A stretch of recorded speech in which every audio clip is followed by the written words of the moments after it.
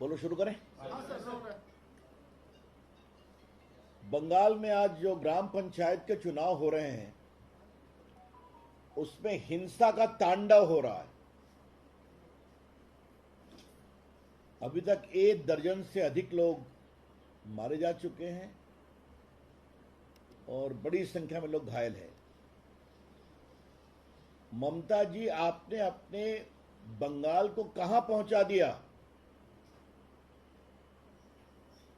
एक समय बंगाल लोकतंत्र की जननी थी, राष्ट्रीय जागरण का केंद्र था।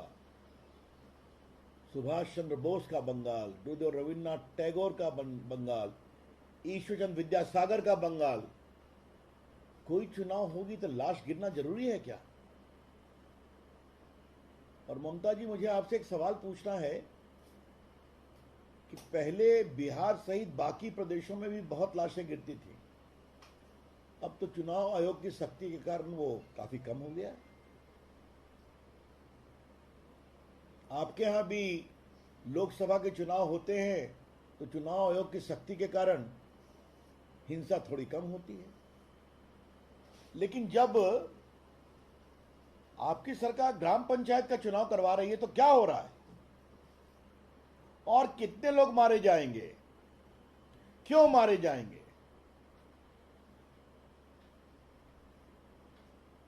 सेंट्रल फोर्सेस को भी कायदे से काम नहीं करने दिया जा रहा है, कोई सहयोग नहीं मिल रहा है जमीन पर। ममता जी की पुलिस एक प्रकार से पॉलिटिकल आउटफिट के रूप में काम करती है, क्योंकि मुझे मालूम है कि जो कुछ ईमानदार प्रभावी पुलिस वाले हैं उनको उचित प्रोत्साहन नहीं मिलता या काम करने नहीं दिया जाता। ममता जी, आपकी पार्टी के लोग भी मारे जा रहे हैं ना, क्योंकि आपके भी पार्टी के गुटों में काफी संघर्ष है, ऐसा हमें बताया गया है और यही जमीनी खबर भी है। लेकिन इस हिंसा के तांडव को कब रोकेंगे आप? It is very unfortunate. BJP condemns outright this reckless violence in Bengal in the gram panchayat election. Bharatiya Janata party आज के चुनाव में इस हिंसा के तांडव की भर्त्सना करती है। एक दूसरी महत्वपूर्ण बात हमें कहनी है कि जब पूरे देश में इलेक्ट्रॉनिक वोटिंग हो रही है तो ममता जी, आप बैलेट बॉक्स ले आई, आपके अंडर में जो चुनाव करवा रहे हैं, आप लोग के दबाव में बैलेट बॉक्स फिर आ गया। जो बैलेट बॉक्स अतीत हो गया था, बटन दबाइए इलेक्ट्रॉनिक वोटिंग मशीन पर, आपकी वोटिंग रिकॉर्ड होगी। अब आप बैलेट बॉक्स ले आई और फिर वही पुरानी परंपरा कि बैलेट बॉक्स को छीना, उठा के कहीं तालाब में फेंक दिया, किसी बैलेट बॉक्स में इंक डाल दिया ताकि जिसको जितने वोट मिले सब समाप्त हो जाए। ममता जी, आपकी सरकार के लोकतांत्रिक कमिटमेंट का टेस्ट हो रहा है। ममता जी, the very democratic credentials of your government is under serious test. किस बात पर आप नरेंद्र मोदी के खिलाफ आरोप लगाती हैं? विपक्षी दलों को एक करने की बात करती हैं कि लोकतंत्र का हनन हो रहा है मोदी जी की सरकार में। लोकतंत्र का हनन ममता जी आपके सरकार में बंगाल में हो रहा है और सारी विपक्षी पार्टियां चुप हैं। कांग्रेस के लोग भी मारे गए हैं, वामपंथियों पर भी हमला हुआ है, लेकिन कमाल है, क्या वामपंथी पार्टियों के राष्ट्रीय नेता हो या कांग्रेस के राष्ट्रीय नेता हो, चुप हैं।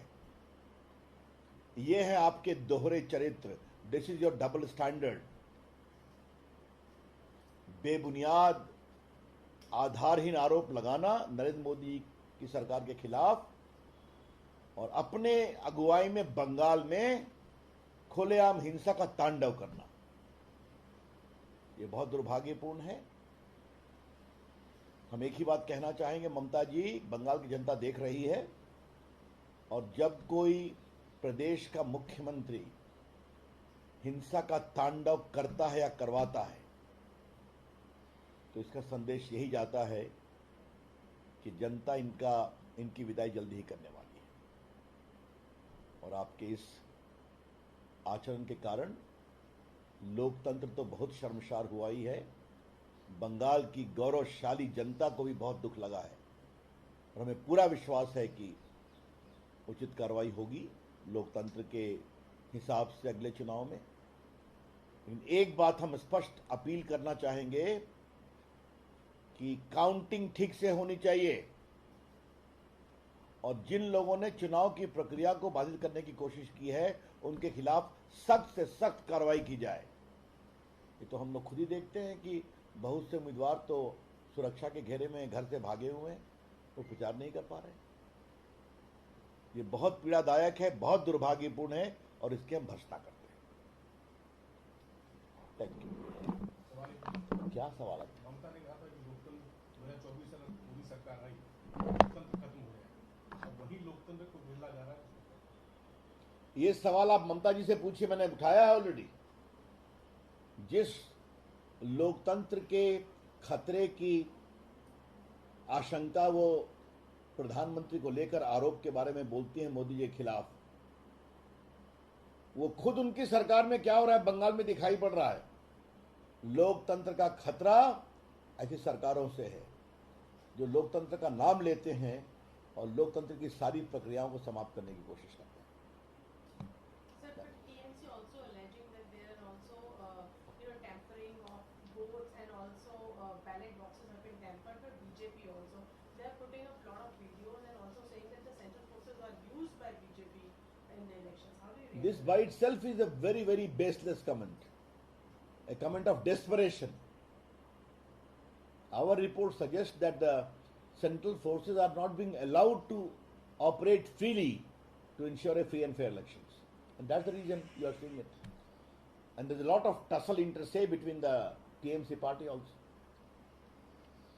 Thank you. Chalo.